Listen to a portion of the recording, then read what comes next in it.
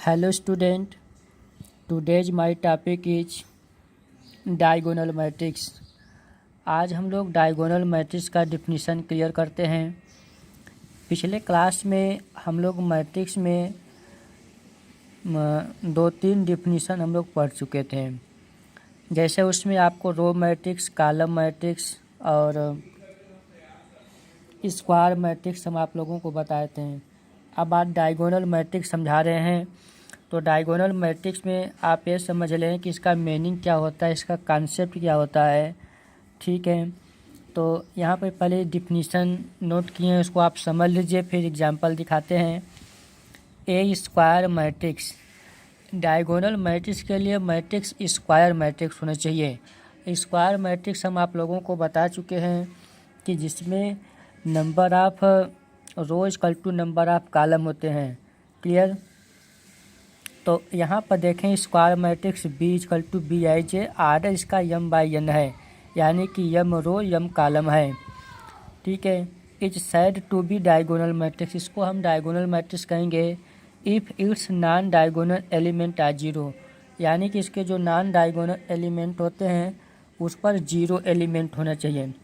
अब आप यहाँ पर एग्जांपल देखें, एग्जांपल हम आप लोगों को दिखाते हैं। देखिए ए इक्वल टू, यहाँ पर ए मैट्रिक्स लिए हैं तो 1 0 0 0 2 0 0 0 3।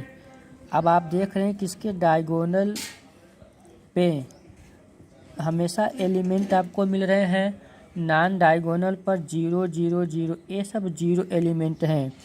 ठीक है, तो डायगोनल पर इसमें एलिमेंट हैं, इसलिए इस मैट्रिक्स को डायगोनल मैट्रिक्स कहते हैं। ठीक है, आप अदर एग्जांपल देखें। यहाँ पर b इज इक्वल्स टू हम 2/2 का ले लेते हैं। यहाँ पर आप देख रहे हैं कि 3/3 का है, यहाँ पर 2/2 की मैट्रिक्स। ठीक, आप यहाँ पे देखें हमने 5 लिखा 0 0 6, तो यहाँ पर भी डायगोनल पर एलिमेंट है बट नॉन डायगोनल एलिमेंट, जैसे यह और यह, ये दोनों पोजीशन पर 0 0 एलिमेंट है। ठीक है, इसलिए यह डायगोनल मैट्रिक्स हुआ। अब इसमें एक चीज़ हम आपको और क्लियर कर देते हैं, इसमें हेडिंग है लीडिंग डायगोनल। ठीक है, लीडिंग डायगोनल, लीडिंग डायगोनल का मीनिंग समझ लीजिए कि लीडिंग डायगोनल होता क्या है। ठीक है, जैसे यहाँ पर आप देख रहे हैं कि A11 A12 A13 A21 22 23 A31 A32 A33।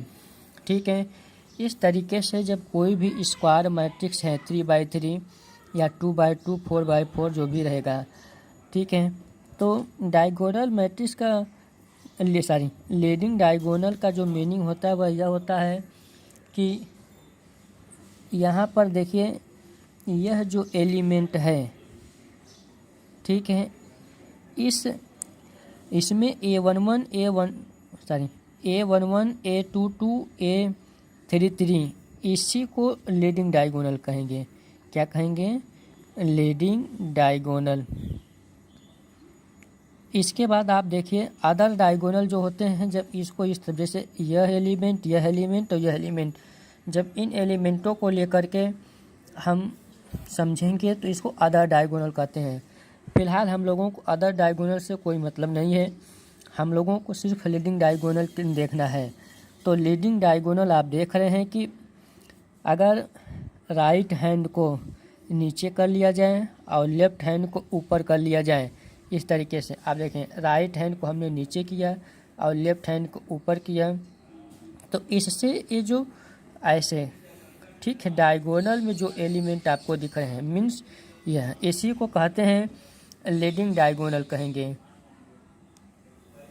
और इसके बाद देखिए अब डायगोनल मैट्रिक्स हम आपको समझा रहे थे, तो डायगोनल मैट्रिक्स में हमने आपको बताया कि ये सब जो है एलिमेंट और नॉन डायगोनल पर जीरो, इसका मतलब यह हुआ कि लीडिंग डायगोनल पर एलिमेंट मिलना चाहिए, बट अदर पोजीशन पर, जैसे यह पोजीशन अदर पोजीशन पर 0 होना चाहिए। लीडिंग डायगोनल पर आपको कुछ न कुछ वैल्यू होना चाहिए, नंबर होना चाहिए, 0 नहीं होना चाहिए। ठीक है, तब उसको कहते हैं डायगोनल मैट्रिक्स कहते हैं। नेक्स्ट हेडिंग देखते हैं स्केलर मैट्रिक्स। ठीक है, स्केलर मैट्रिक्स का डिफिनीशन यह है कि a diagonal matrix is said to be a scalar matrix if its diagonal element are equal. तो किसी भी मैट्रिक्स को स्केलर मैट्रिक्स हम तब कहेंगे जब उसके डायगोनल एलिमेंट पर इक्वल एलिमेंट होना चाहिए। जैसे यहाँ पर देखें ए इज इक्वल्स टू, हमने यहाँ पर के लिखा कांस्टेंट कर दिए। ठीक है, 0 0 0 0, यहाँ अदर पोजीशन पर हमने 0 0 भर दिया। ठीक है, लेकिन आप देख रहे हैं कि यहाँ पर जो इसका लीडिंग डायगोनल है मीन्स डायगोनल मैट्रिक्स, क्योंकि डायगोनल मैट्रिक्स हम लोग अभी समझ चुके हैं कि लीडिंग डायगोनल पर नंबर्स होना चाहिए, इसके अदर पोजीशन पर 0 होना चाहिए। ठीक है, तो यहाँ पर आप देख रहे हैं कि यह डायगोनल मैट्रिक्स है, बट इस डायगोनल मैट्रिक्स में यहाँ पर आप देख रहे हैं कि जो इसका लीडिंग डायगोनल है, ठीक है, इसके पोजीशन पर कांस्टेंट है, फिक्स वैल्यू है। ठीक है, अदर पोजीशन पे 0। अदर एग्जांपल देखते हैं,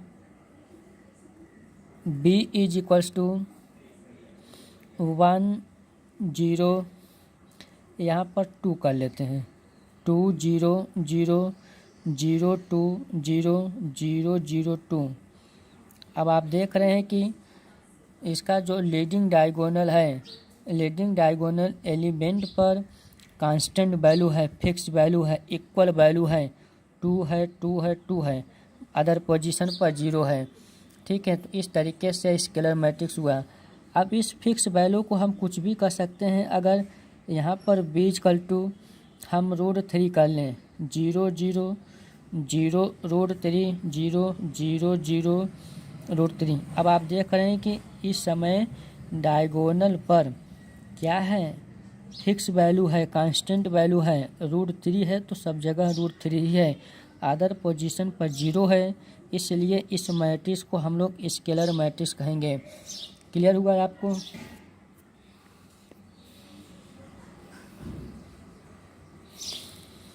यहाँ पर आप देख रहे हैं कि इसका आर्डर 3/3 है, यह भी आर्डर 3/3 है।